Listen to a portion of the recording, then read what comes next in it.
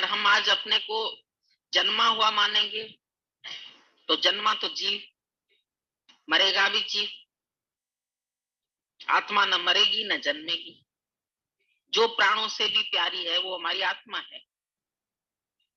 वो आत्मा न आती है न जाती है। लेकिन जीव भाव में हमारी भाषा भी ऐसी होती है, मैं आ रहा हूं, मैं जा रहा हूं, मैंने ऐसा किया, मैंने ऐसा किया, मैं ये करूंगा, मैं वो करूंगा। तो हमारी लैंग्वेज जो है जीव भाव वाली है। और गुरु तुमको रोज आत्मा का निश्चय कराता है, जो तुम भूल चुके हो। जो सत्य है वो सबसे भूला हुआ है, जो असत्य है वो सबको याद है। और दुनिया सारी असत्य को सत्य मान रही है। जैसे हमने एक दिन इनको बताया कि सत्य असत्य दोनों जुड़वा भाई है। मतलब मनुष्य के अंदर दोनों ही एक साथ उत्पन्न होते हैं। तो वो जो जुड़वा भाई थे वो एक दिन नहाने गए। पहले जमाने में सत्य को ही सब लोग बहुत प्यार करते थे, असत्य को कोई नहीं चाहता था। तो सत्य और असत्य जब नहाने गए तो असत्य को बड़ी बदमाशी सूझी। उसने बाहर निकल के जो सत्य के कपड़े थे वो पहन लिए। और जब सत्य बेचारा बाहर निकला तो उसके पास वस्त्र थे नहीं, उसके वो तो चुरा गया था। तो उसको आखिर में असत्य के ही कपड़े पहनने पड़े। उस दिन से दुनिया असत्य को सत्य जानती है, सत्य को असत्य। दोनों की पहचान फर्क हो गई। अभी भी जो असत्य है वो शान से घूम रहा है सत्य के कपड़े पहन के जगत। और जो सत्य है वो बेचारा ऐसे छिपा पड़ा है, कोई उसको पहचानता ही नहीं। दुनिया सारी अभी बोलो ब्रह्म को जानते हो, बोलते दिखता ही नहीं है, समझ में ही नहीं आता है। आत्मा देखने में नहीं आती है, आत्मा तो अदृश्य है। दिखने में तो ये झूठ आता है शरीर, और फिर शरीर दिखने में आता है तो सब अपने को शरीर मान के उलझ रहे हैं। जब तक तुम अपने को देह जानेंगे तब तक तुम उलझते रहेंगे। लेकिन ये रहस्य केवल गुरु बताता है कि जो तुमको दिखने में आ रहा है ये सच नहीं है। जो नहीं दिखने में आ रहा है पावर, नॉलेज इज पावर। दादा ने बोला ज्ञान जब तुमको मिलता है तो तुम पावरफुल बन जाते हो। ज्ञान तुमको कुछ देता नहीं है, पर अपने आप को तुम पावरफुल समझने लगते हो। जब तुमको ज्ञान मिल जाता है तो तुम्हारे अंदर शक्ति प्रकट हो जाती है, शक्तिदायी विचार आते हैं और अपने आप को तुम शक्तिशाली महसूस करते हो। पहले हर एक अपने को कमजोर, दीन, हीन, अधीन, औरत, लड़की, माँ, बहन, पति मान के इसी दुनिया में जी रहा था। अपनी कल्पना की दुनिया बना के इसी में जी रहा था, इसी में ही मर रहा था। लेकिन जिस दिन गुरु मिलता है तो वो तुम्हारे अंदर से सत्य को प्रकट करता है। कल भी हमने तुमको बताया कि एक शक्ति है मनुष्य के अंदर जो हर समय बाहर आने के लिए तत्पर है, लेकिन उसको हमारा अहंकार ढक के बैठा है। और जिस दिन हम अपने अहंकार से अलग हो जाएंगे उस दिन वो शक्ति प्रकट हो जाएगी और फिर तुम्हारे आगे असत्य टिक नहीं पाएगा। जैसे सूर्य प्रकट हुआ तो अंधकार विलीन हो गया। एक दिन अंधेरे ने जाके कोर्ट में दरखास्त की कि ये जो सूरज है मेरे को रोज भगा देता है। तो केस चला उनके ऊपर। पहले असत्य अपनी बात बोल चुका था, फिर सत्य, ये जो सूरज था वो जब आया उसने बोला भाई मेरे को कम से कम ये दिखाओ तो सही कि अंधेरा है कहाँ, जिसको मैं भगा देता हूँ, जिसको मुझसे शिकायत है, मैं उसका दर्शन करना चाहता हूँ। तो अंधकार सूरज के सामने आ ही नहीं सका, आएगा, आज दिन तक एब्सेंट है। इसीलिए केस जो है अभी तक कोर्ट में दाखिल है, क्योंकि अंधकार पहुंच ही नहीं सकता है। तो तुम्हारे तक भी, तुम जब अपने आप को बलशाली महसूस करते हो, अनुभव करते हो, तो तुम्हारे आगे भी कभी भी अहंकार या अंधकार आ नहीं सकता है। जब तुम अपने आप को भूल जाते हो, जब तुम भूली आपको तो भासे संसार, जब तुम अपने आत्म स्वरूप को भूल जाते हो तो तुमको ये संसार सत्य दिखाई देता है। और इस सत्यता के कारण शरीर भी सत्य है, फिर शरीर के विकार भी सत्य हैं, फिर शरीर की बातें भी सत्य है, फिर उलझ के उसी में ही रह जाता है मनुष्य, अपने ही मैं और मेरे के बुने हुए जाल में अटक के रह जाता है। गुरु बोलता है टिक, आत्मा में टिक, तू फिर अटकता है, तू अटकता है देह में, तू अटकता है नाम रूप में, तू अटकता है इसके विकारों में। जब देह मानते हो अपने को तो सारे विकार तुम्हारे अंदर है, काम, क्रोध, लोभ, मोह, अहंकार। डॉक्टर लिख देता है तो फिर तीसरे दिन ही कहते हैं अब तो आराम है, अब तो ठीक हो गया। तो इतना जो अंतर सुंदर तरीके से बताया गुरुजी ने, तो समझना चाहिए। मनमाना ज्ञान, कहीं से भी ज्ञान ले लेना, ये सब फिर वेस्ट चला जाता है। नानक निष्फल जाते वो पंचर स्नान, घाती का स्नान व्यर्थ चला जाता है। इसलिए बोला 3 तरह के शिष्य गुरु के पास आते हैं। एक उत्तम जिज्ञासु बनकर के आते हैं, वो तो गुरु के स्मरण मात्र से ही ज्ञान उनके अंदर आ जाता है, ध्यान की एकाग्रता आ जाती है और फिर वही रूप हो जाता है।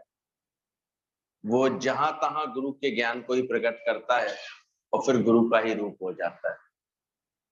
सबसे उत्तम श्रेणी के जिज्ञासु उनको बोला गया है कि ऐसे जब आते हैं गुरु के पास तो धीरे धीरे वो इतने अच्छे अपनी उत्तम जिज्ञासा रखते हैं, ज्ञान को पाने की इतनी अच्छी जिज्ञासा रखते हैं, बड़ी जल्दी ही वो गुरु से मिलकर के, गुरु का इशारा समझ के, गुरु का ज्ञान आत्मसात करके, ये बात समझ करके वो ऐसी अपनी वृत्ति बना लेते हैं कि फिर उनको स्मरण मात्र से ही सारा ज्ञान स्मरण हो जाता है। गुरु की पूरी कृपा ऐसे मिलती है। बात समझने की तो है। गुरु तो कब से समझा रहा है तू देह नहीं है, तू आत्मा।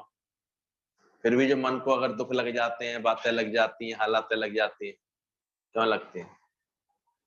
फिर देह बन गए होंगे, फिर जीव भाव में आए होंगे, फिर तेरा मेरा कहीं मन में रख दिया होगा, फिर लग जाती है। फिर अभी अहंकार अभी होगा जो चोट खा गया होगा, फिर ममता होगी जो कहीं रुला गई होगी, फिर इच्छा होगी जो अंदर में मन को बिगाड़ गई होगी, तो पूरी तरह से उतरी नहीं होगी अभी अंदर से बात। तो बार बार ये बातें आती है। उत्तम जिज्ञासु मतलब वो जल्दी ही इन बातों को, तो बोला ना, वो जाग जाता है, फिर किसमें लग जाता है? जगाने में लग जाता है। वो जल्दी ही गुरु की बात को मान लेता है। गुरु के स्मरण मात्र से ही ज्ञान उसके अंदर आ जाता है। तो धीरे धीरे उसकी उत्तम जिज्ञासु की भावना इतनी प्रबल हो जाती है, गुरु से इतना जुड़ जाता है कि फिर ऐसा उसको लगता है गुरु उसको मानसिक संदेश तक भेजते हैं। वो अगर स्मरण करेगा ना, अब स्मरण क्या करेगा, इतना गुरु का ज्ञान सुना होगा, उसने समझा होगा, तो जैसे ही गुरु का ध्यान करेगा सारा क्या उसको याद आ जाएगा, ज्ञान याद आ जाएगा।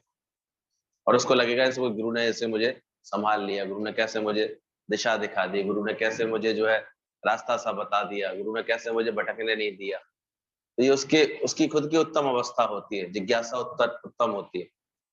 जिज्ञासा मतलब ज्ञान प्राप्ति के लिए जिज्ञासा होना, अंदर लगन होना। तो उत्तम जिज्ञासु के लिए बोला, उसके अंदर ज्ञान आ जाता है, ध्यान की एकाग्रता आ जाती है। अब कर्म जो जितनी एकाग्रता से करता है, देखो उसका कर्म उतना कुशल होता है। तो ज्ञान है क्या? ज्ञान हमको देता है ध्यान, ध्यान, धारणा, समाधि। तो कहते हैं पलट तेरा ध्यान किधर है? बताया तो गुरु ने कब से कि है ही भगवान। पर ध्यान गया तुम्हारा? तुमने ध्यान रखा है इस बात का कि अंदर में तुमने जाना एकदम से? देखो पल पल भूलन आ, क्षण क्षण भूलन आ रहा है। अभी यहां से उठते हैं फिर भूल जाते हैं इसको, फिर ऐसे भ्रमित हो जाता है, अरे नहीं, फिर नाम रूप देख लेते हैं, फिर मैं मेरा देख लेते हैं, फिर जगत जंजाल देख लेते हैं। तो भूलने वाला है। अब ये भूलने वाली चीज को हमारे अंदर में ध्यान में एकाग्रता आ जाए तो हमेशा याद रहेगी। जब भूली आपको तो भाषे संसार। सत्संग की लगन ये धीरे धीरे, अगर उत्तम जिज्ञासा है आपके अंदर, तो आपके अंदर 24 घंटे इस बात की जागृति देगी कि कौन है, नकाब पहन करके कौन आया है, वेश बदल के कौन आया है, तकलीफ का रूप लेकर के भी कौन आया है, परेशानी की पोशाक पहन करके भी कौन आया है। जब ऐसा ज्ञान का बोध होगा ना अंदर में, तो फिर तकलीफ में तरावट और परेशानी में वो ऐसे अपनी परेशानी से परेशान होगा ही नहीं, अंदर परे होगा ही नहीं अपनी शान से। इतना आत्म तत्व जब अंदर में आ जाएगा, इसलिए रोज रोज गुरु बैठ के अभ्यास कराता है, तो वो आत्म स्वरूप है, तो ब्रह्म रूप है, तो सच्चिदानंद स्वरूप है, इस योग को स्थापित करो। तो ध्यान में एकाग्रता आ जाती है, फिर वही रूप हो जाता है, फिर वो वही रूप हो जाता है जिसका ध्यान करता है ना व्यक्ति, देखो उसका रूप हो जाता है। ध्यान अपने आप में क्यों बोला जाता है? कितने और भी गुरु लोग हैं, वो जैसे माला का ध्यान करने, माला माला लेकर के ध्यान करने बैठा देते हैं। माला में क्या होती है? गिनती होती है 108 की। अब 108 बार तो कम से कम तुम भगवान का स्मरण करो, या किसी बात का स्मरण, किसी श्लोक का, किसी इष्ट का स्मरण कराने बैठा देते। तो ध्यान से आप कोई भी काम करते हैं तो धीरे धीरे देखो उसका रूप बनते हैं। तो जितने अधिक अच्छे ध्यान से कार्य कर रहा होता है, जितने ध्यान से देखेगा, अच्छा पारखी, अच्छा जौहरी कौन बनेगा? उसका ध्यान बहुत अच्छा होगा। जो देखते ही समझ जाएगा ये क्या चीज है, इसमें क्या ऐब है, किसमें क्या कमी रह गई है अभी इसमें, तो ध्यान है ना उसका। कुशल गृहिणी भी कौन कह रहेगी? उसका ध्यान बहुत अच्छा होगा। मुझे नहीं ध्यान नमक डाला है कि नहीं, अब ऐसा कहने वाली तो डबल ही डालेगी ना, चीजें बिगड़ेंगी फिर। तो ध्यान किधर होता है हमारा? इसलिए गुरु कहता सब कुछ तुम्हारा ध्यान है। ध्यान कैसा है तुम्हारा? किसी ने कुछ कहा, बात ध्यान ही भूल गई, कहीं जा रहे थे ध्यान ही नहीं रहा, कैसे व्यवहार करना है ये ध्यान ही नहीं रहा। तो जब मन बहुत चंचल होता है ना, चित्त में बहुत अज्ञान होता है, चीजें बहुत होती है, तो सबसे ज्यादा डिस्टर्ब हमारा ध्यान होता है। अब ध्यान का पता नहीं है उसका, तभी कहते हैं ध्यान दो, ध्यान लगाओ। उसके फिर तरीके भी निकाल दिए गए हैं बहुत सारे। अपने अंदर की एकाग्रता बढ़ाने के लिए किसी एक बिंदु पर ध्यान लगाओ, किसी एक इष्ट पर ध्यान लगा करके बैठो, अपने अंतःकरण में जल रहे उस प्रकाश पुंज पर ध्यान लगा के बैठो। अनेक तरीके हैं, और बहुत से लोग इसका अभ्यास अच्छा करते हैं। प्राणायाम क्या अपने आप में एक ध्यान योग है। जब लास्ट में जब उद्गीर के बाद वो कराते हैं तो वो ध्यान का क्रिया पूरी 3 मिनट की, 5 मिनट की लगाते हैं लोग, बहुत बहुत देर तक लगा लेते हैं। ध्यान से आती है एकाग्रता, एकाग्रता का मिलता है सुख। तो अंदर जानना, गुरु के ज्ञान ध्यान से एकाग्रता आ जाती है, फिर वही रूप प्रकट होता है जो जहां तहां गुरु को ही प्रकट करता है, फिर वह गुरु का ही रूप हो जाता है। और ऐसे अच्छी उत्तम जिज्ञासा वाले जो जिज्ञासु आते हैं कभी गुरु के पास, जैसे प्रमला भगवान पहुंचे गीता भगवान के पास, तो धीरे धीरे किसका ही रूप बन गए? उसी का ही रूप बन गए, क्योंकि पूरी समझ वो ले लेता है, पूरी बात खींच लेता है बस। तो धीरे धीरे वो उनका ही रूप बन जाते हैं। मध्यम जिज्ञासु गुरु का दर्शन करके शक्ति प्राप्त करते हैं। उत्तम के लिए बोला वो तो बाद में फिर स्मरण मात्र से, और मध्यम जिज्ञासु के लिए बोला वो जल्दी से जल्दी सत्संग दर्शन करते हैं, आते हैं, नियमित आते हैं और शक्तिशाली बने रहते हैं।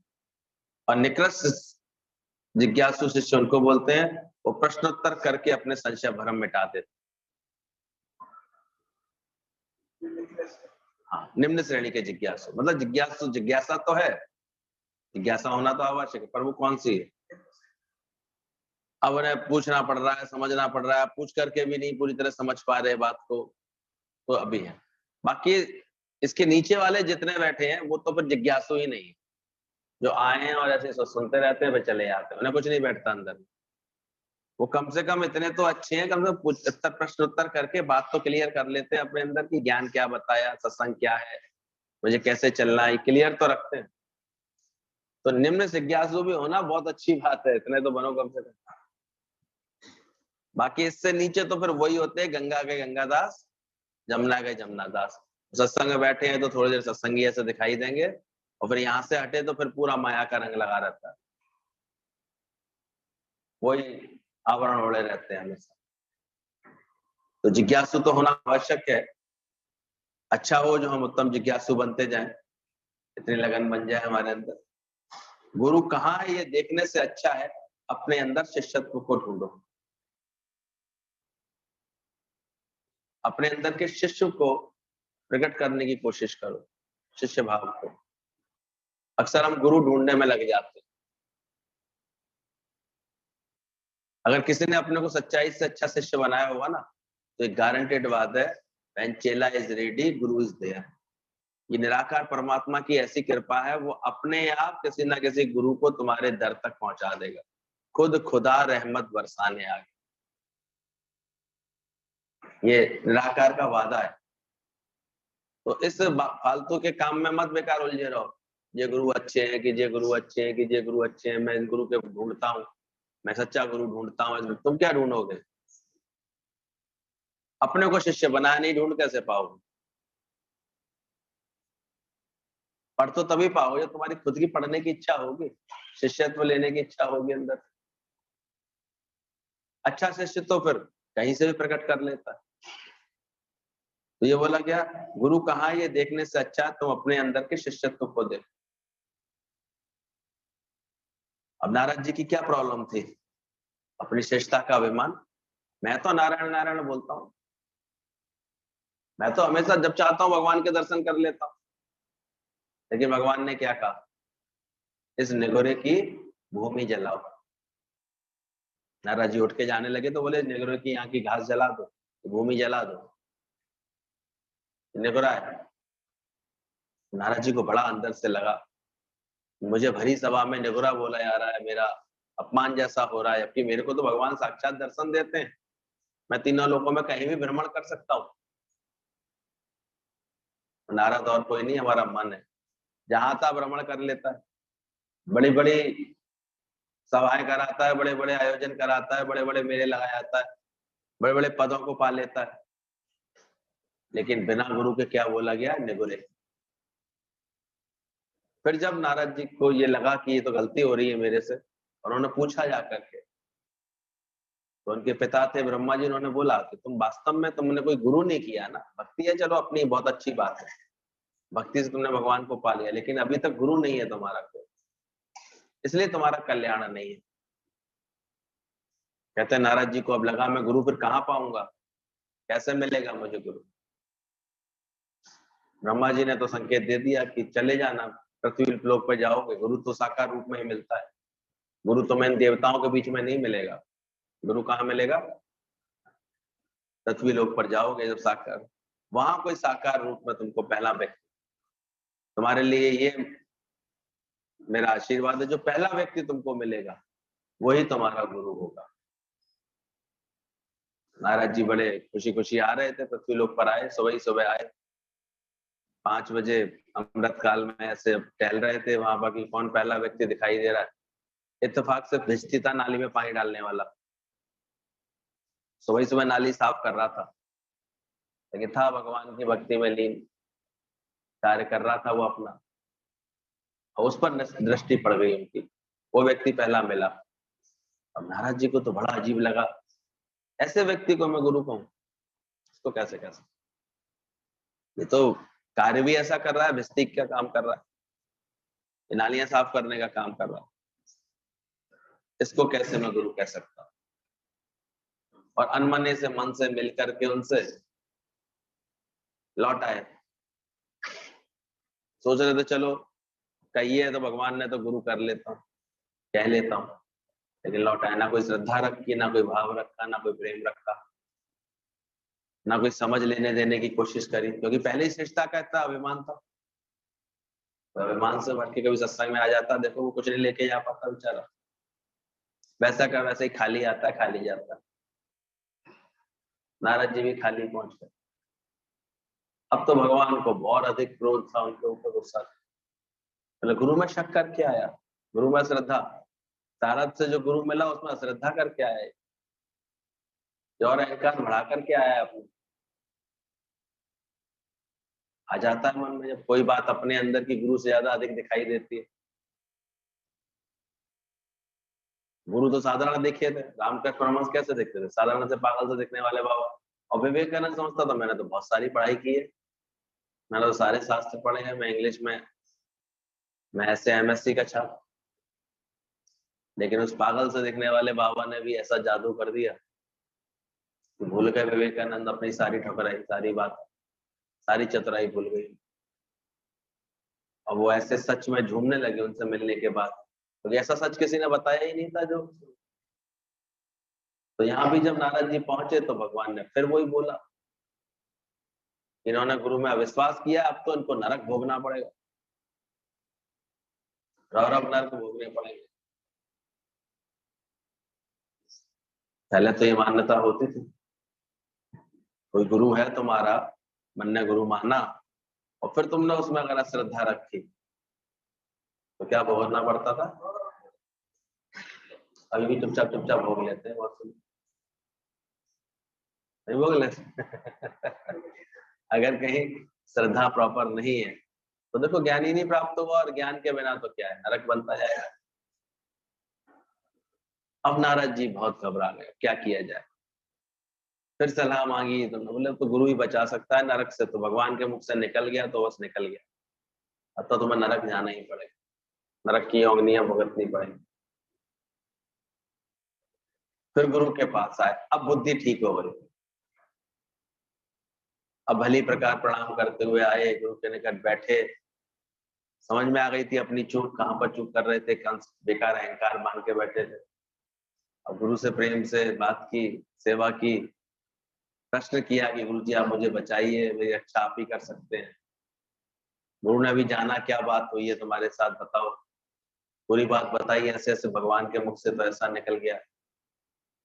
गुरु भी सच्चे थे, सच्चा गुरु तो किसी का अपमान तो करता नहीं है। वो जानते थे देवर्षि हैं, खुद ही इतने महान है, इतनी अच्छी भक्ति है इनके हृदय में, वो तो बस गुरु का पद खाली था इनके हृदय का, वो मुझे भरना है। सच्चा गुरु अपने कार्य को बखूबी पहचानता है, इससे कोई प्रॉब्लम नहीं होती। तो कभी भटका ना भटकता, ना भटकाता किसी। उन्होंने तुरंत नारद जी के मन का भाव समझ लिया, उनकी पीड़ा समझ ली, और उनको जो है ये बोला इधर आओ, मैं तुमको एक युक्ति बता रहा हूँ, इस युक्ति के अनुसार व्यवहार करोगे तो तुम्हारी ये समस्या समाधान हो जाएगी। अब तो नारद जी को जो है बहुत ऐसे अंदर से लगा, उन्होंने कहा था कि जब भगवान अच्छे मूड में दिखाई दें तब तुम ऐसा व्यवहार कर ले। कहते एक बार भगवान ऐसे आनंद मुद्र में बैठे हुए थे, झूले पे बैठे हुए थे, नारद जी उनके पास ही खड़े थे, उनको गुरु की बात याद थी, भगवान का अच्छा मूड देखा तो उन्होंने चुपचाप बात की, भगवान मैं बहुत दिनों से एक प्रश्न का उत्तर पूछना चाह रहा था आपसे। बोले बोलो नारद, क्या पूछना चाह रहे? बोले नरक क्या होता है, ये स्वर्ग क्या होता है, क्या होते हैं आपके, आपने किसको नरक बोला है? मेरा तो माना आपने शुरू से भक्ति में रखा है, तो मुझे तो स्वर्ग नरक का अंतर नहीं महसूस होता, और ये क्या होता है? तो भगवान मुस्कुरा के बोलने लगे, बोले प्रभु जरा ऐसे बता दो, जरा जमीन पर कौन कौन सी योनियां नरक की बोली जाती है, कौन से स्वर्ग। भगवान ने गोला खींचा, उस पर लिख दिया नरक में ये योनियां होती है, स्वर्ग में ये होता है, नरक में ये होता है। नारद जी ने तुरंत अपना वस्त्र उतारा ऊपर वाला और उसमें लोटपोट लगाने लगे। बोले ये क्या कर रहे हो नारद? बोले प्रभु नरक भोग रहा हूँ, नरक भोग रहा हूँ। बोले क्या मतलब? बोले ये नरक आपके हाथों का ही तो बनाया हुआ है, और वो नरक भी आपका ही बनाया हुआ है। आपने कहा था ना मैं जब तक निगुरा हूं तब तक मैं नरक भोगूंगा, मैंने श्रद्धा नहीं रखी थी। तो आज मैं अपने उस अपराध के लिए तो भूल के लिए आज उसके लिए उसको दुरुस्त कर रहा हूँ, उसको भूल सुधार कर रहा हूँ। नारद जी उसमें ऐसे लोटपोट होने लगे। भगवान मुस्कुरा दिए, बोले एक बात तो बताओ नारद जी, ये युक्ति लेके कहाँ से आए, किसने सिखाई ऐसी युक्ति? बोले गुरुदेव के सिवा कौन कल्याण कर सकता है, कोई कर सकता है गुरु के बिना? बोले उसी ने ही तो हमको ये प्रेम से ये जो है नरक योनियां भोगना सिखा दिया, कुछ रहना सिखा दिया। तो ये सुंदर प्रसंग आता है नारद की गुरु भक्ति को लेकर के, कि नारद का भी उद्धार, भले वो इतने श्रेष्ठ भगत थे, फिर भी उद्धार कब हुआ? तो गुरु बिन कोई ना उतरस पाए, मत कोई भरम भूले। कब तक बनाए रखोगे अपना व्यर्थ का हिस्सा? सिद्ध कर दो ना, मेरा मूड कोई ऑफ कर ही नहीं सकता, कोई बात मुझे परेशान कर ही नहीं सकती, खेल है सारा। हमेशा मैं उत्साहित होकर के, चहचहा करके, खुश रह करके सारे कार्य को करूँ, ऐसा अंदर से भाव लिया अंदर से। नहीं तो मन नाराज है, खामा का घुमाता रहता है, खामा खा देखो अच्छे खासे होता है मूड, एकदम से ऑफ कर लेता है, एकदम से खराब कर देता है। वही स्वर्ग बना के बैठता है थोड़ी देर में किसी बात का, तो थोड़ी देर में नरक बना लेता है। और नरक स्वर्ग है का? जहाँ क्रोध में भरे किसी के लिए, विक्षिप्तता में आए किसी से, कहीं पर ऐसे अंदर से परेशान हो गए किसी बात से, तो क्या बन गया तुम्हारे लिए? ज्यादातर कहाँ रहते हो? क्या गए?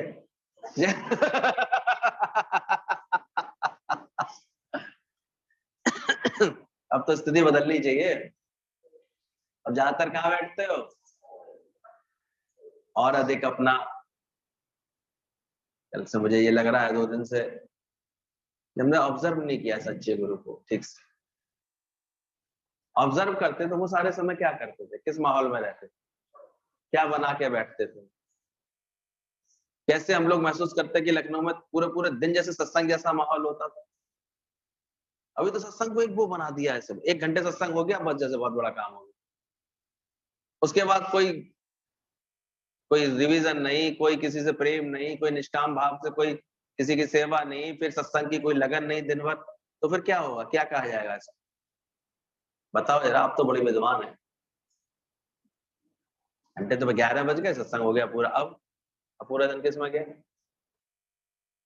किसमें गया? तो अपनी घोड़ तो नशा चढ़े। क्या तुमने ऐसा व्यवस्था की है? जिसने की है वो तो लोग लाभ में रहता है, वो इस लगन में रहता है। फिर 3 बजेंगे तो फिर सत्संग में बैठना है, फिर 6 बजेंगे तो फिर कहीं निष्काम पे निकलना है। चलो तो दिन में समय मिलेगा तो किसी से फोन पे बात करके हम ज्ञान का आदान प्रदान करेंगे। जो ये लगन में रहते हैं उनके लिए 24 घंटे सत्संग होता है, सारे समय सत्संग सा रहता है। सोएंगे भी तो उस समय भी उनके हाथ में कॉपी होगी, कोई वाणी होगी गुरु की, कोई ऐसा होगा, उसको देख करके, उसको पढ़ करके, कोई भजन गुनगुना करके सो। इसलिए गुरु के द्वार की कोई भी एक सेवा से अगर जुड़े होते हैं ना, तो बहुत कल्याण हो रहा होता है हमारा। हम देखते हैं किसी को केवल भजन, एक भजन गाने की सेवा कोई मिल जाए ना, तो ढूंढेगा सुबह उठ करके आज कौन सा गाना है, आज कौन सा सुनाऊं। मन भी प्रसन्न होगा, मन लगेगा भी उसमें, और सुधार भी होगा। बस ये आ जाना चाहिए, अभिमान ना बने किसी बात का। तो कोई भी सेवा, छोटे से छोटी, बड़ी से बड़ी, सत्संग को लेकर के, निष्काम भाव को लेकर के, गुरु का ज्ञान मुझे जाकर के किसी को सुनाना है, समझाना है, तो कोशिश करो ये दायरा बढ़े। अपने को ऐसा बनाओ कि तुम्हारे से ये कार्य अधिक से अधिक हो। लेखे में यही घड़ी, बाकी दिन बर्बाद। इस कार्य को बढ़ाने की कोशिश करो। गुरु तो अपनी तरफ से कोशिश करता ही है, हमें दोनों समय का एक युक्ति देता है, नियम देता है, लगन देता है, उसमें तो बंधना ही बंधना चाहिए, और अपनी भी अलग से एक्स्ट्रा कोशिश करते रहना, तो रंग जाएगा मन धीरे धीरे। ये तो बेचारे मन का कोई दोष नहीं है, इसको जहां बैठाल दे तो वैसा रंग जाता है, इसका क्या दोष? बचपन से जो कराया इसको वही सीख गया है। तो ध्यान रखना, गुरु कहाँ ये देखने से कहीं अच्छा है, अपने अंदर के शिष्य को संभालो, शिष्यत्व को प्रकट करो, उसको बनाओ। जीवन में गुरु बनना भी बहुत आसान है, लेकिन गुरु होना बहुत कठिन है। ये गीतावान का इतना शानदार लेटर है कि जीवन में गुरु बनना तो बहुत आसान है, लेकिन गुरु होना बहुत कठिन है, ध्यान रखना। मेडिकल की दुकान खोल लेना तो बड़ा आसान है, डॉक्टर बन के बैठना उसके लिए पूरा तुमको 8-10 साल का तो पहले कोर्स पूरे संभालने होंगे, अच्छी डिग्री पानी होगी, और उसके बाद एक अच्छी प्रैक्टिस कर लेता है जब वो, तब उसका कहीं जाकर के उसका नाम होने लगता है बाद में, उससे पहले नहीं हो। तो ऐसे ये है कि गुरु बनना तो बड़ा आसान है। पहले एक थे, उनके बच्चे ऐसे मजाक उड़ाते थे, सत्संग क्या है, एक पानी के गिलास रख के बैठ जाओ, एक मिश्री की डिब्बी रख के बैठ जाओ, एक ढोलक रख के बैठ जाओ, अच्छे से कपड़े वपड़े पहन के बैठ जाओ, हो गया सत्संग शुरू। वो यही सत्संग समझते, तो बन गए गुरु, बैठ गए। और कुछ लोग अभी भी इसी भ्रम में जीते रहते हैं, सत्संग क्या है।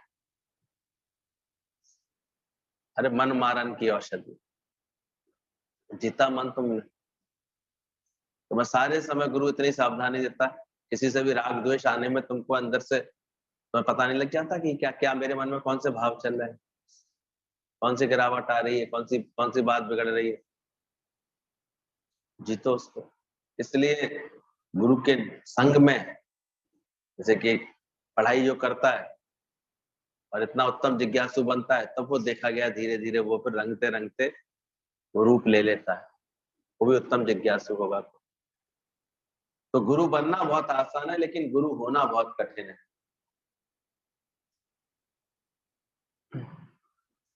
क्योंकि गुरु बनने में तो मनमानी चलेगी तुम्हारी, और गुरु होने में मन हानि होगी। दो शब्द होते हैं, मनमानी और एक मन की हानि। अभी देखो, तुम्हें अपने मन की चलाने में आनंद आता है या मन को मिटाने में आनंद आता है?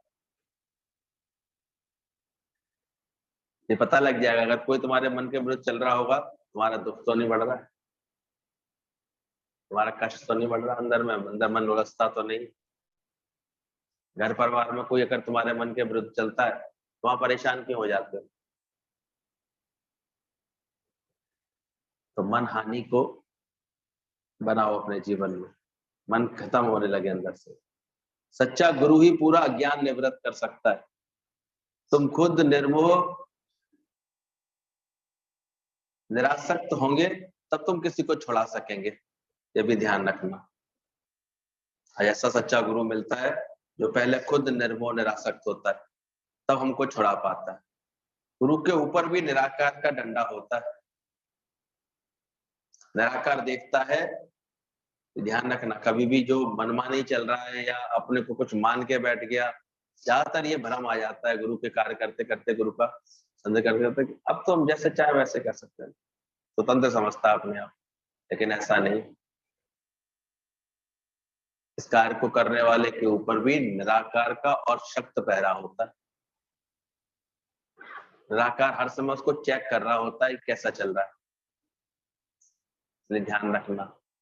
तो बार बार जब भी इस लेटर को पढ़ते हैं, बहुत अंदर से शुक्राना करते हैं कि गुरु ने इतनी अच्छी हमको गाइडलाइन दी है कि कहीं भी मन भटके ना किसी बात में, भटके नहीं किसी बात।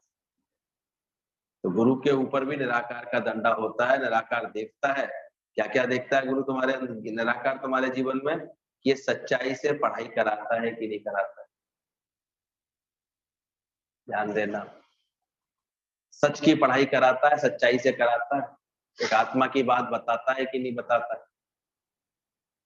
तो ज्यादातर चले जाओ गुरु बने बैठे हैं, थोड़ी सी आत्मा बोली, बाकी तो फिर बढ़िया बढ़िया बातों में ही उलझाए रखते, ऐसी बातों में ही जो दान दक्षिणा उनका बढ़ता रहे, बस इसी में उलझाए रखते। ऐसे ऐसे प्रसंग सुनाएंगे, इन्हीं बातों में रखेंगे, उन्हें नहीं चिंता कि उसका आत्म विकास हो रहा है कि नहीं। और ये दादा भगवान का सत्संग है, यहाँ एक एक के ऊपर निगाह गुरु रखता है। वो भी जानता है गुरु समय लगता है हर एक के विकास में, लेकिन जब तक हमारा पूरा उद्धार नहीं होता ना, उसको चैन नहीं मिलता, तब तक पूरा ज्ञान नहीं इसका निकल जाता, पूरा अंदर का मोह नहीं हटता, पूरे अंदर से इच्छा नहीं निकलती। तो यहाँ गुरु के ऊपर निराकार का सख्त पहरा है, वो देख रहा है उसको, ध्यान, ये सच्चाई से पढ़ाई कराता है, ये ऐसे ही तो नहीं। कभी ऐसा हो जाता है सत्संग थोड़ा कम होता है या और बातों में समय ज्यादा वेस्ट हो जाता है, तो अंदर से खुशी नहीं आती। भैया 1 घंटा तो हमारी पढ़ाई का था ये, इसमें बैठ करके तुमको सबक पक्का करना था, और ऐसा सबक पक्का करना था जो हमारा अज्ञान धुलता मिटता, जीवन में उन्नति होती है हमारे। तो गुरु देखता है, निराकार देखता है सच्चाई से पढ़ाई कराता है या नहीं, कहीं अपनी पूजा कीर्ति में तो नहीं करवाता, ध्यान रखना। और इसलिए फिर दंड तैयार हो जाता है परमात्मा का। जो गुरु ऐसी हरकतों में ज्यादा आ जाते हैं ना, पैर निकाल दिया आगे छुआ, बड़े मजा आते हैं, बड़ा मजा, लोग झुके, बड़ा मजा सा आता है अंदर वाले, हार फूल चढ़े तो और मजा आने लगता है। और कहीं वाह गुरु जी जय जय गुरु जी की हो रही होती है, बहुत सारे ऐसे मिल जाते हैं स्वामी स्वामी भजने वाले, तो लगन नहीं राम से छुड़वा देते हैं वो। वहां भी सावधान रहना, क्योंकि निराकार ये भी देखता है कहीं अपनी पूजा कीर्ति तो नहीं करवाता, तो कहीं ऐसा तो नहीं है। सच्चे गुरु की पहचान नहीं बोली गई, अपने को आपस को जो कछु ना जाना, उसको ये सब भाता तो नहीं है, इन सब बातों में, इन प्रपंचों में तो नहीं इसका मन लगा रहता, क्या कहते हैं। इसलिए सच्चा गुरु मिलना भी बड़े भाग्य की निशानी होती है। सच्चे गुरु को ये सब नहीं भाता है।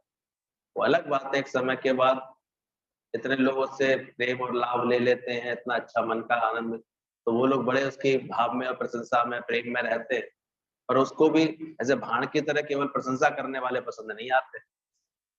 कि बस उन्होंने अपना धर्म ये बना लिया कि अरे अपना जीवन बना के दिखाओ, प्रशंसा से क्या मिलेगा तुम, ये भी समझो।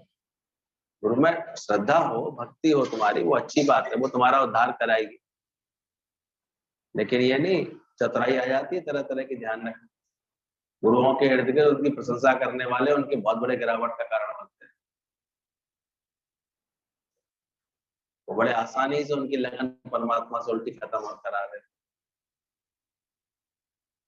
इसलिए सच्चा गुरु होता है वो कभी ऐसे लोगों को अपने इर्द गिर्द नहीं रखता, वो जानता है कि निराकार देख रहा है कि पूजा कीर्ति ये सब उसको भात तो नहीं रही अंदर वाले को। दादा एकदम से भड़क उठते थे कि निकालो इस चोर को, मेरा बोझा चुराने आया। सच्चे गुरु को कभी भी किसी को झुकाने में आनंद नहीं आता, उसे ये सब करने में आनंद नहीं आता कि अपनी पूजा कराए, अपनी कीर्ति कराए, 4 लोग उसकी बड़ी सराहना करें, क्यों करें। वो अलग बात है, वो सबके दिल के तख्ते पर बैठता है, सब उसको प्रेम करते हैं, लेकिन उसको ये इन कार्यों को बढ़ावा देने में मजा नहीं आता, कैसे करूं। तीसरा बोला, किसी किसी को अज्ञानी मूर्ख तो नहीं समझता, ये भी निराकार सारे समय देख रहा होगा। मैं ज्ञानी, सामने वाला अज्ञानी, ऐसी भावना तो नहीं उसके अंदर रहती। जो कितनी सावधानी का कार्य है, गुरु होना कितना कठिन है और गुरु बनना कितना आसान है। कहीं भी गुरु बन जाओ, बैठ जाओ, सत्संग करना शुरू कर दो, बनना कितना आसान है और होना उतना ही मुश्किल है। क्योंकि ध्यान रखना, मैं जानता हूं, ये तो नहीं जानते शायद, ऐसी भावना में तो बैठे। आज हमारे सत्संग की तासीर यही है, गुरु पहले ही दिन से हमको पूर्ण करके देखता है। पूर्णमाई रहना साधु, पूर्णमाई रहना, यही गुरु का कहना। वो पहले स्वयं को आत्मा जानता है और हम सबको आत्म भाव से देखता है, तभी तो वो ये ज्ञान सुनाता है, तभी तो उसके ज्ञान का असर होता है हमारे। गंदे बंदे ऐसे बोलने वाले गुरुओं का असर नहीं होता। तो पहले ही दिन ही गुरु सच्चा गुरु होता है, किसी को अज्ञानी या मूर्ख तो नहीं समझता। इसलिए मूर्ख से मूर्ख पर भी गुरु कब कृपा कर देता है पता नहीं चलता। बोला ना, गुरु की छड़ी रख गई उसकी खोपड़ी पर, अपने आप उसके अंदर से स्रोत निकलने लगे, ज्ञान की बातें निकलने लगी। क्योंकि मूर्ख में भी ऐसा ऐसा प्रेम डाल देता है गुरु, ऐसा डाल देता है कि वो अपने को ऐसे ब्रह्म स्वरूप जानने लगता, आनंद स्वरूप जानने लगता। इसलिए इस ब्रह्म ज्ञान का ये दावा है, कैसे भी व्यक्ति को ले आओ, उसकी मानसिक स्थिति में सुधार आता ही आता है। बनेगी बनेगी बात। थोड़े समय बैठ जाए वस्तु प्यार से, तो देखो उसके अंदर का आनंद बढ़ ही जाएगा, अंदर का उसके मानसिक जो भी उसके अंदर में हलचल है सब धीरे धीरे शांत हो जाए। बड़ी से बड़ी कि प्रेम में ऐसी ताकत होती है। देखा नहीं मुन्ना भाई में केवल प्रेम कर करके उस कोमा वाले मरीज को ठीक कर दिया। तो यहाँ भी गुरु के पास भी ऐसी ताकत होती है। सबको इतना अपनापन लगता है, इतना गुरु के साथ ऐसा लगता है। कितने शहर के लोग ऐसे उमंग रख के आ रहे हैं गुरु के दर, 16 सितंबर के लिए है भाव सबको इतना अपना प्यार। और गुरु का भी प्यार इतना ऊंचा है, मैं देखा है। दादाजी का तो और सच में ऐसा सुंदर हृदय है कि कदाचित वो कभी किसी को दूसरा देखता ही नहीं। इतना प्रेम भाव, इतना अंदर से, मतलब एक आत्म भाव ही रहता है ब्रह्मज्ञानी के अंदर। तो किसी को अज्ञानी या मूर्ख नहीं समझता, ध्यान रखना। किसी को अपने शरीर में नहीं अटकाता है। इंसान जगत की मोहब्बत गिराएगी, इंसान की और जगत की मोहब्बत गिराती है, लेकिन गुरु की मोहब्बत तुम्हें ताकत देती है। इसलिए गुरु का प्यार दुनियावी प्यार से अलहदा होता है। दुनिया वाले, रिश्तेदार, मैं मेरे वाले, घर परिवार वाले, पति, भाई, बंधु, मित्र, सहेलियां, वो जो प्यार करते हैं उसमें हमारे मन के अंदर गिरावटें आती है। गिरावट के हम इनके मोह में अटकेंगे, आसक्ति में अटकेंगे, फिर तरह तरह की इच्छा भी, इनके पास जाए तो ये लेके जाए, इनके पास जाए तो ऐसे करें, ऐसा व्यवहार करें, ऐसे करें, इन सब चीजों में अटकाता है मन। पति है तो इनको ये करना चाहिए था, इच्छाएं जुड़ जाती हैं, वहां गिरावट आती है। और गुरु की मोहब्बत में क्या होता है? सच्चा गुरु कभी देह में नहीं अटकाता। पूरे इंसान की मोहब्बत गिराएगी, लेकिन गुरु की मोहब्बत में ताकत देती है। एक बार भी मिल लेता है सच्चे गुरु से कोई, तो उसका हृदय इतने आनंद से भर जाता है, कहता है आज मुझे जो खुशी मिली है, आज मेरा मन जो है खुश हुआ है, आज मुझे सच मिला है। ये पहचान है सच्चे गुरु की। जिसके साथ बैठ करके तुम्हारे अंदर ऐसा महसूस हो, समझ जाना वहां गुरु तत्व है, गुरुत्वाकर्षण है। गुरु ने अपना कार्य उसके रूप में हो रहा है, कर रहा है। गुरु मिलिया तब जानिए, जब मिटे मोह मन। किसी के साथ बैठने से तुम्हारा मोह मिटने लगे, संताप मिटने लगे, अंदर के वातावरण, तब समझ जाना कि वहां गुरु है। पांचवा बोला, जो वो दूसरों के उद्धार के लिए वाणी चलाता है। सच्चे गुरु की पहचान, उसकी वाणी कोई स्वार्थ पूर्ति के लिए नहीं होती। उसके जो भी वचन निकलेंगे दूसरों के उद्धार के लिए। यानी कौन सा उद्धार? अब उद्धार मतलब उसके माया में उद्धार है कि गिरावट है? तो गुरु की वाणी तुम्हें माया से बचाए या माया में गिराए? मतलब ऐसा ज्ञान वैराग्य सुना देता है गुरु कि फिर हमारा मन ही नहीं करता। सतगुरु तेरे द्वारे आकर के मन कहीं जाता ही नहीं। क्या करें तेरे बैकुंठ को या साथ संगत ना, क्या करेंगे जाकर के? क्या मिलेगा? मम्मियां मन करके दौड़ने लगते हैं अपने बच्चों के पास, क्या मिलेगा इससे? मम्मियां बन जाती हैं तो देखते हैं मिलता क्या है जगत से बेकरारी के से। पूरा पूरा जीवन चला जाता है। उस दिन फोटो आया था बेचारे एक सैनिक का, उनका उनकी वाइफ के साथ, कि कैसे उसकी जब वाइफ का शरीर शांत हुआ, अब दोनों बेटों के लिए पूरा जीवन लगा दिया बेचारे ने, अपनी पूरी तनख्वाह उनका सब पढ़ा पढ़ा करके। चांस भी ऐसा मिल गया, दोनों बच्चे अमेरिका पहुंच गए, पढ़ लिख ज्यादा ही लिए बेचारे। अब जब माँ का शरीर शांत हुआ तो था कि आस थी कि आएंगे, शरीर शांत होने पर तो आएंगे। दोनों में से एक ही आया, छोटा वाला बेटा ही आया। तो पिता को लगा कि बोले वो बड़ा क्यों नहीं आया, बड़े का तो पहला हक होता है, उसको आना चाहिए था। उसने कहा भाई वो गुड्डू क्यों नहीं आया, वो क्यों नहीं आया। अब बेचारा छोटे के मुंह से सही बात निकल गई। उसने कहा है कि अभी तू चला जा वहां के, पिताजी जब जाएंगे तब मैं आ जाऊं। और इस बात का ऐसा झटका लगा बेचारे पिताजी को, अंदर जाकर के अपनी वसीयत लिख करके सरकार के नाम कि सब तुम्हारा सरकार का है, सब मेरे मेडल बांट देना, सब ये कर देना। मैंने देख लिया इन बच्चों के लिए मैंने पूरा जीवन दिया, ये ऐसी स्थिति बना के रखी है इन्होंने हमारे मन में, जब पिताजी मरेंगे तब मैं चला जाऊंगा, अभी माँ के में तू निपटाया। और अपनी आत्महत्या कर ली बेचारे ने, दुख में आ गए।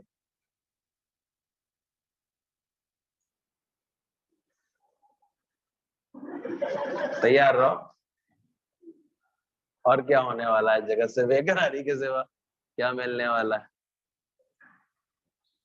कुछ मिलता है। तो ध्यान रखना, सच्चा गुरु किसी को शरीर में नहीं अटकाता, वो हमेशा उद्धार के लिए वाणी चलाता है, किसी से भी कुछ भी, इसलिए वो किसी से भी कुछ भी कह सकता है। ये गुरु को भगवान की तरफ से फ्रीनेस होती है सच्चे गुरु को। रामकृष्ण परमहंस ने खड़ाऊ लगाने में देर नहीं लगाई। दादा कहते थे गाली देकर के भी सच्चा गुरु बात कर सकता है, उसको हक है, क्योंकि वो हमेशा उद्धार की बात करता है, उसे तुमसे कोई स्वार्थ नहीं है, तुमसे कोई अपेक्षा नहीं है। इसलिए सच्चे गुरु से ये हमें अपेक्षा मत करना कि हमेशा वो मीठा ही मीठा बोलेगा। किस दिन कोई तुम्हारा ज्ञान दूर करना हुआ था ना, कैसा भी कड़वा बोल करके वो व्यवहार कर सकता है। खड़ाऊ फेंक के मारी थी, ताड़ सीना पड़ी थी उसके, तो अच्छा मैं चप्पल पल वहीं उतार के आता हूँ। खींच के दी कस के, खून बहने लगा उसके रानी के सर से ऐसे, लेकिन फिर भी वो आई। फिर वो रानी ऐसे उठ करके आई और रामकृष्ण के चरणों में ऐसे झुक गई, माफी मांगने लगी। कहते हैं बताओ सबको क्या गलती थी तुम्हारी। रानी के मुंह से ही सुनवाया सबको, बताओ क्या गलती थी। यानी सही है, मैं सत्संग में बैठे बैठे ना कोर्ट के बारे में सोच रही थी कि आज कोर्ट में जो जजमेंट आने वाला है वो कौन सा आने वाला है, क्या आने वाला है, मैं वो सोच रही थी। इसलिए जो है आपने सही किया जो मेरे को खड़ाऊ लगाया। कितनी बार खड़ाऊ खाने के अधिकारी बन जाते हो एक ही दिन में, विचार करते हो कभी। तो इसलिए सच्चे गुरु के लिए बोला गया है वो हमेशा उद्धार की वाणी चलाता है, इसलिए उसे कुछ भी कह सकता है, इसलिए उसका कभी दोष नहीं होता। ध्यान रखना, यहाँ तक ब्रह्म ज्ञानी के लिए बोला वो किसी को कच्चा चबा भी जाए, मार के खा भी जाए, तब भी उस पर दोष नहीं, क्योंकि इसमें भी उसका उद्धार होता है। तो किस बात में क्या उद्धार कर रहा होता है, वो गुरु और शिष्य भ्रमण करके जा रहे थे, तो जाते जाते रास्ते में एक सुबह से शाम हो गई थी, कहीं इन्होंने विश्राम नहीं किया था, धूप भी तेज थी अंदर से। तो बोले गुरु ने कहा देख जरा कहीं आसपास कोई घर दिखाई दे तो चले वहां पर बैठते हैं, आराम करें, थकान हो रही है। तो दूर एक झोपड़ी सी टूटी फूटी सी दिखाई दी, वहां तक पहुंच गए वो दोनों। झोपड़ी में गए तो वो व्यक्ति बहुत अच्छा था, भला था, बड़ा सादगी में रहता था। टूटे फूटे पलंग पर उसने उसको बैठाया, गुरु को बैठाया, बड़ी सेवा की, तुरंत गरम गरम ठंड पानी ले आया, पैर धोए उनके, फिर अच्छे से गरम गरम दूध ले आया, दूध पिलाया। तो बड़ा अंदर से अच्छा लगा, बोले बड़े अच्छे भाव वाला है, तो सेवा भक्ति से कार्य करता है तो बड़ा अच्छा लगता है। देखा सीधी सी पत्नी थी, जो छोटे छोटे एक दो बच्चे थे उसके। उन्होंने पूछा भाई तुम यहाँ क्या करते हो, क्या से कहते हो। अरे बहुत गुरुजी, बहुत आनंद में, बहुत खुश है। कैसे हो? बोले ये जो भैंस है ना, इससे हमारा गुजारा चल जाता है, एक भैंस से खाते हैं पीते हैं, मतलब यही दूध वूध पी लेते हैं, थोड़ा दूध बाजार बेच आते हैं, तो जरूरत की चीजें आ जाती हैं थोड़ी बहुत। बोले ये जो आसपास की जमीन, बोले है तो हमारी पुश्तैनी है गाँव के। बोले इसमें कोई तुम सेवा क्यों नहीं करते, कुछ करते क्यों नहीं? अरे गुरुजी गाय भैंस है तो है, भैंस से 10-10 किलो दूध सुबह शाम मिल जाता है, हम इसी से काम चला लेते हैं। तो इतनी जमीन बड़ी है कुछ करा कर। अरे गुरुजी बस बहुत अच्छा है, खुश हूं मैं, बहुत संतुष्ट हूँ। सब तरह की प्रकृति होती है, किसी किसी की ऐसी भी होती है, मुझे कुछ करने का मन ही नहीं करता था, मैं ऐसे ही रहता था। और लेकिन गुरु को तो, अब गुरु की सेवा की है, गुरु का सम्मान किया, अब गुरु को लगा कि मुझे तो उसका उद्धार करना चाहिए, इसके अंदर में ये गलत भावना है, ये तो इसके अंदर का सही संस्कार नहीं। रात को गुरु की आंख खुली 2:30-3 बजे करीब, शिष्य को जगा के कहते हैं, बोले उठो। बोले क्या, इसकी भैंस खोल लो। बोले गुरुजी इसकी भैंस क्यों खोल ले। बोले बस ले चलो उसकी भैंस खोल के। बोले गुरुजी अकेली भैंस ही तो उसके पास, और है क्या, इसी से तो गुजारा करता था वो, इसी से सब चलता है। बोले जो मैं कह रहा हूँ करो। अब बेचारा शिष्य का मन बड़ा चले, आज गुरुजी को हो क्या गया है। आज तक ऐसा भी नहीं कभी गुरुजी ने कहा कि किसी घर से कोई चीज चुरा के ले चलो, ऐसा तो संभव ही नहीं है गुरुजी कभी ऐसा कहे। ये आज क्या कर रहे हैं गुरुजी। उन्होंने उसकी भैंस और खुलवा ली। अब शिष्य का मन बिगड़ता जाए, जैसे जैसे आगे बढ़े, वो अपने को होता है रिक्ता अपना अपना। कभी कभी कोई आज्ञा ऐसी गुरु दे दे तो उल्टा मन चलने लगता है, ऐसे क्यों बोल दिया, ऐसे क्यों कह दिया, ऐसे क्यों कह दिया। अब वो भी भैंस को ले आकर के पहाड़ी पर जाके कहते उसको धक्का मार दे। लोग समझे ऐसे एक्सीडेंट में गिर के भैंस चरने निकल गई तो मर गई। ये क्या गुरुजी, भैंस को मैं गिराऊंगा तो एक तो मेरे को हत्या लगेगी, कि हत्या का पाप लगेगा। तो ये क्यों लगेगा, मेरी आज्ञा में कर रहा है तू। ये बात ही भूल जाते हैं। अब उसके अंदर में एक कुंठा बन गई है, तो गुरुजी ने आज बहुत मेरे साथ बड़ा काम करा दिया, चोरी भी करवा दी और गौ हत्या भी करवा दी, ये करवा दिया, ऐसे करके उसका मन बिगड़ गया। कहता गुरुजी मैं नहीं चलूंगा तुम्हारे संग में, जा रहा हूँ। चल दिया वो अकेले, भाई जा, गुरु को भी कोई लेना बोध था नहीं। मन लग रहा है तो साथ रहा, नहीं तो सर तुम्हें क्या बात, तेरी मर्जी। तो ये नहीं पहचान है सच्चे गुरु में तो मत कर। गुरु को तो अपना जो काम करना है वो करना है। कुछ समय बीता, वो अपना अकेले साधना करता रहा, शिष्य भी, गुरु अपने रास्ते वो अपने रास्ते था। एक दिन शिष्य जो है 4-5 साल बाद वहां से लौटता हुआ आया, फिर उसी रास्ते से गुजर रहा था। उसको वो घटना बार बार उसे अंदर में आती थी, देखो मैंने क्या किया, गुरु के कहने पर खामा खा चोरी करनी पड़ी, और खामा खा देखो गाय, बेचारे की गाय मर गई थी, उसके बाद तो बेचारे की तो हालत ही खराब हो गई, वो तो परिवार ही नष्ट हो गया होगा, ये हो गया होगा, ऐसे सोचा करता था वो अंदर ही। और वहां से जब गुजरा, तो गुजरते गुजरते उसने देखा, ये तो वही जगह लग रही है जहां पर गुरुजी के साथ में आया था। पहचाना उसने, तो वही पेड़ खड़ा था, वैसे ही टीला था, वैसे ही। लेकिन अब देख करके हैरानी हो रही है कच्चे मकान की, पक्का मकान खड़ा था। एक और गौर से देखा नजदीक जाकर के उसने, तो आसपास के सारे खेत हरे भरे दिखाई दे रहे थे। देखा तो एक व्यक्ति खड़ा हुआ था, मैं ट्रैक्टर भी खड़ा था, ट्रैक्टर के ऊपर सहारा लेके खड़ा हुआ था। गौर से देखा तो उसने पहचानी, तो वही व्यक्ति लग रहा है, साफाफा बांध के बड़ा अच्छा सा ठाकुर बन के खड़ा हुआ है, तो बिल्कुल। बोला भैया तुम वही हो। तभी उसने देखा बच्चा स्कूल से दौड़ करके आया, पढ़ कर करके बड़ा खुश था, पापा जी आज मेरे को प्राइज मिली है, ये मिला है।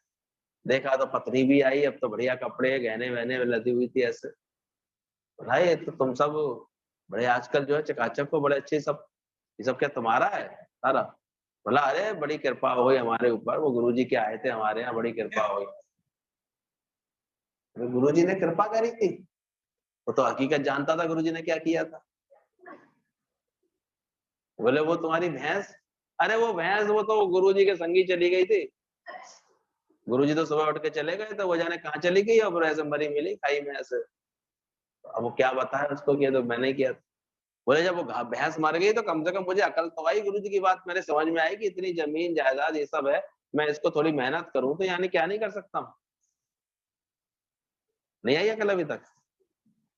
अगर मेहनत करूंगा, ठीक से कार्य संभाल लूंगा, जो ऑर्डर मुझे मिलते हैं उनको सही तरह से पूरा करूंगा, उत्साह से काम करूंगा, कार्य को समय से पूरा करूंगा, तो क्या मुनाफा नहीं होगा। चूड़ी वाले ऐसे थोड़ी मुनाफा करते, मेहनत करते ना मुनाफा करते।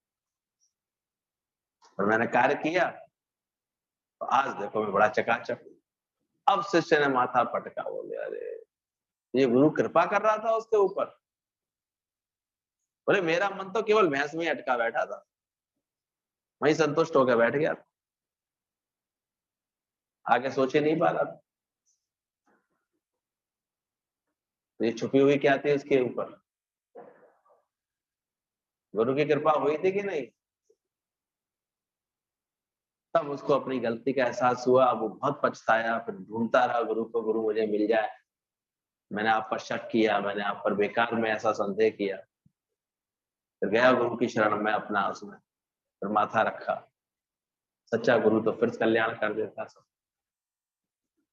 तो ध्यान रखना, सच्चा गुरु जो भी करता है वो हमारे उद्धार के लिए करता है। वो कैसी भी वाणी चलाए उसमें हमारा क्या होता है? उद्धार। वो हाँ कह दे तो हाँ, और ना कह दे तो फिर ना।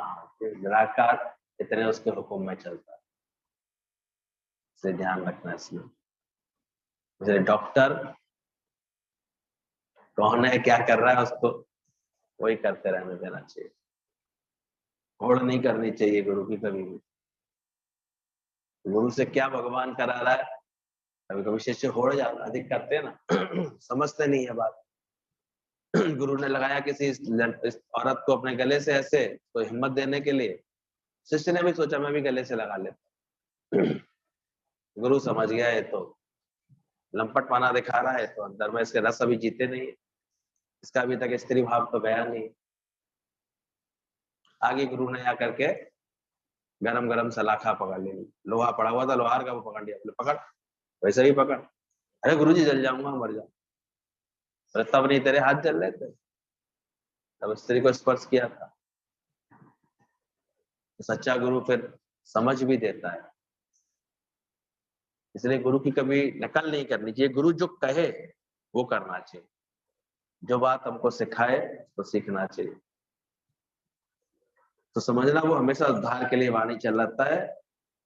छठवां बोला वो दूसरों को फंसाता नहीं। सच्चे गुरु के दर पर इसलिए वहां कोई आपको संगठन, ऑर्गेनाइजेशन, ये सब चीजें नहीं मिलेंगी।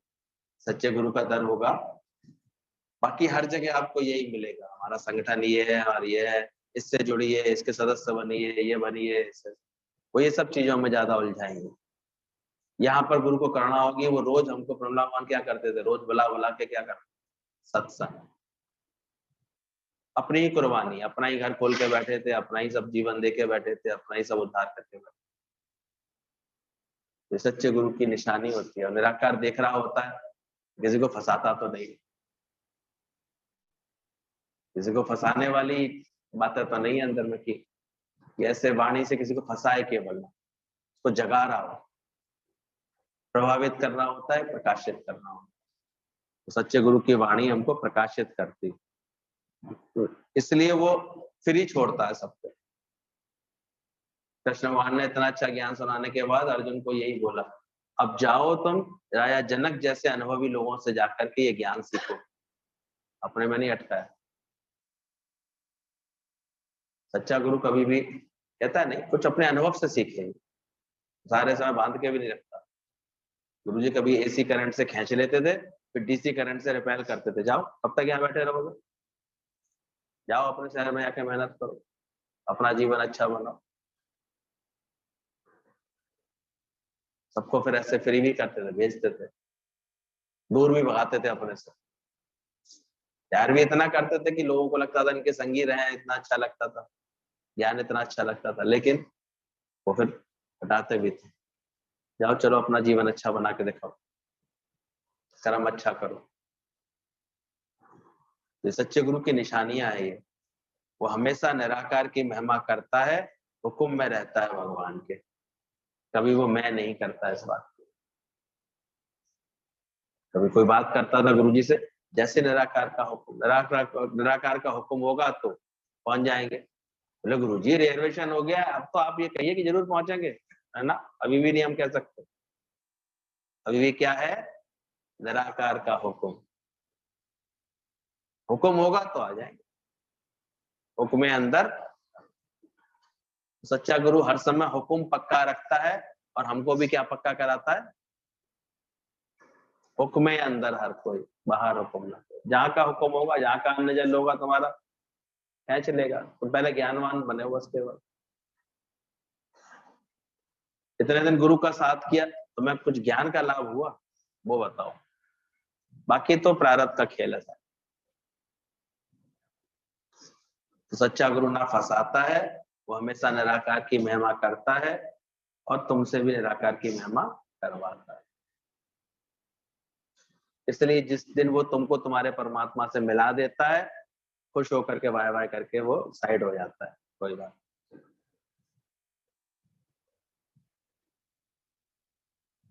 तू अपने घर में जरूर आ जा और खुद ही के बदले